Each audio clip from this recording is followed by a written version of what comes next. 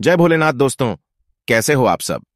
अगर आप क्राइम, राजनीति, सस्पेंस, थ्रिलर और भारतीय सिनेमा के शौकीन हैं तो ये वीडियो आपके लिए है और इस वीडियो को पूरा जरूर देखें। आज हम आपके लिए एक और most anticipated crime thriller series का पार्ट लेके आए हैं।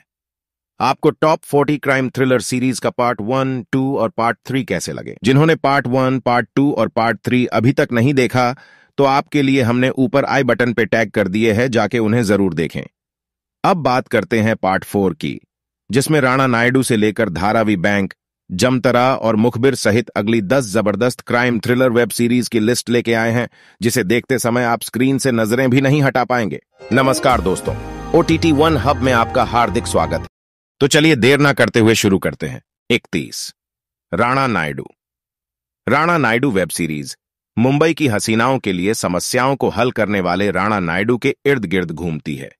वो स्टार फिक्सर के रूप में जाना जाता है और वो अपनी नौकरी को बेहद गंभीरता से लेता है।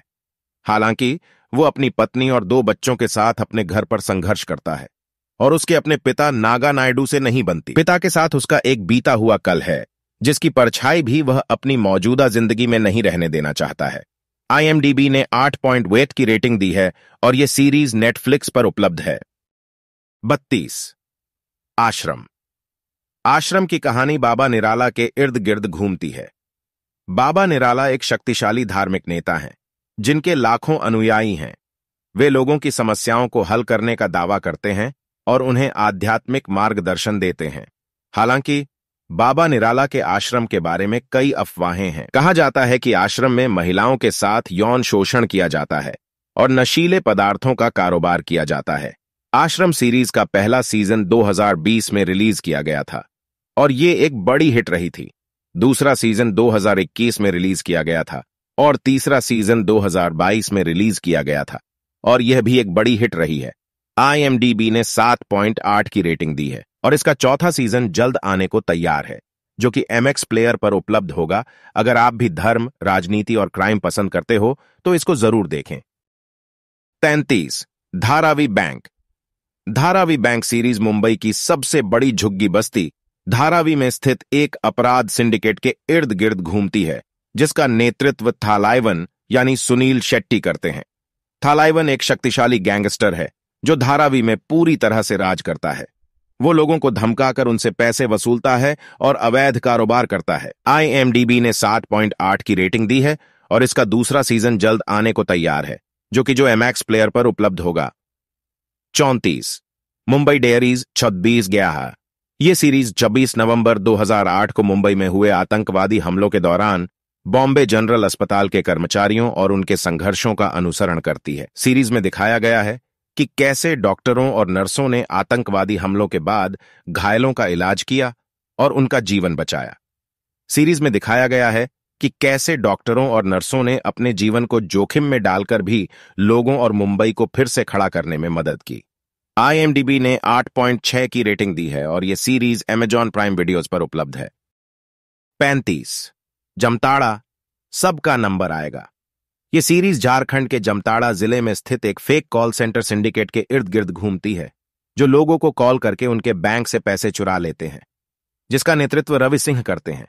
रवि सिंह एक शक्तिशाली गैंगस्टर हैं जो जमताड़ा में पूरी तरह से राज करते हैं। वो लोगों को धमकाकर उनसे पैसे वसूलता है और अवैध कारोबार करता है।